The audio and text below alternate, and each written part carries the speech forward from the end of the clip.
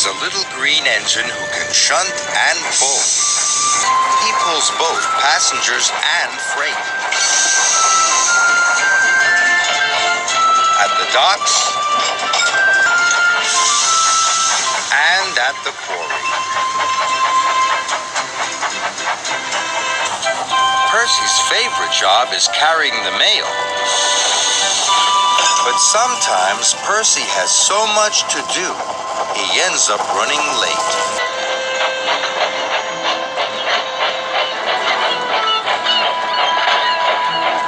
One evening, Percy arrived late at Brendam Docks. You're late again, Percy, said the dock manager. I will have to speak to Sir Topham Hatt. Percy was upset.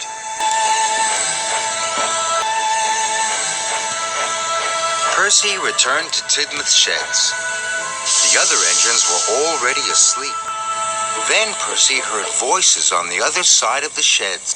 It was Sir Topham Hatt, and he was talking to Percy's driver. Percy tried not to listen, but he couldn't help himself. Percy has been late too often this week, said Sir Topham Hatt. He must go to the scrapyards tomorrow. Sir Topham Hatt wants to scrap me, gasped Percy. Percy worried all night long. The next morning, the sun shone and the birds sang, but Percy was too upset to notice. Sir Topham Hatt wants to scrap me, he cried, and all because I was late. Sir Topham Hatt wouldn't scrap a really useful engine, said Thomas. And you, Percy, are a really useful engine. Percy felt better until he noticed the time. I'm going to be late, he cried. Percy wished away. If he was on time, maybe Sir Topham Hatt wouldn't send him to the scrapyards. Percy's first job was collecting pipes from Brendam Docks. But when he arrived, Cranky was still unloading. Hurry up, slow coach, wished Percy. I must be on time. I'll take as long as I like, said Cranky, and he went slower than ever. The moment Cranky had finished, Percy took off. He hadn't waited for the pipes to be tied down.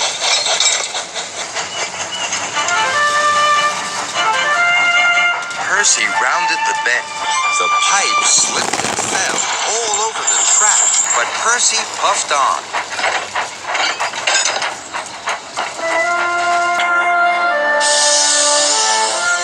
Percy thought he had delivered the pipes, so he chuffed away to his next job.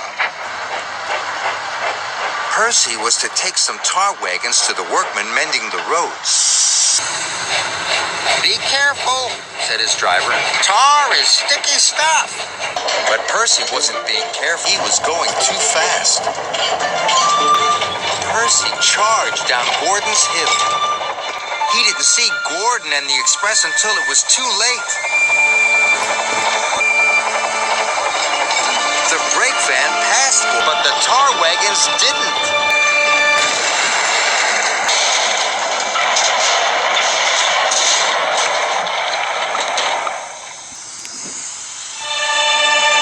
Luckily, no one was hurt, but Gordon was very cross. Now look what you've done, he wished.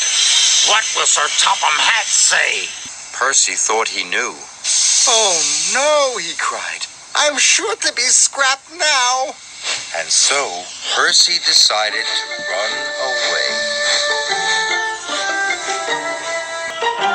Harvey was clearing away the tar wagons when Sir Topham Hatt arrived aboard Thomas. Where is Percy? He said.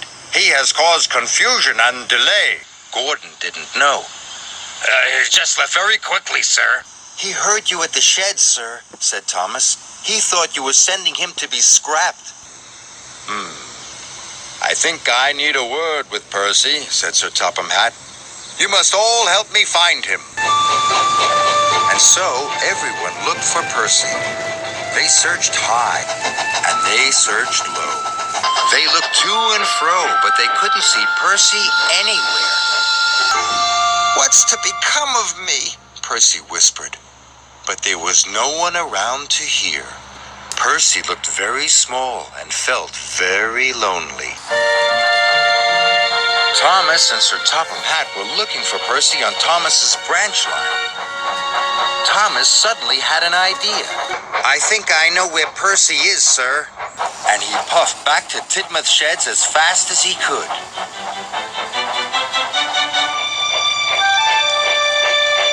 The sheds were very quiet as Thomas rolled into the engine berth. "Percy," called Sir Topham Hatt, "are you there?" Please don't scrap me, sir, he said. I didn't mean to be late or cause trouble. "Scrap you?" boomed Sir Topham Hatt. "Why, the very thought of it." And Sir Topham Hatt told Percy what he had really said.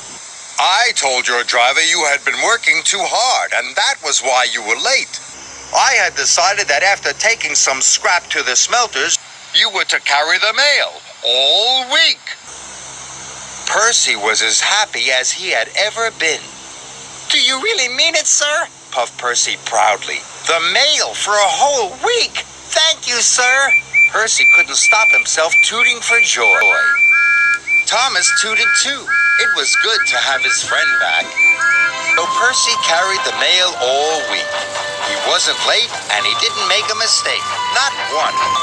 And Percy decided never to listen to silly stories ever again, especially not ones made up by himself.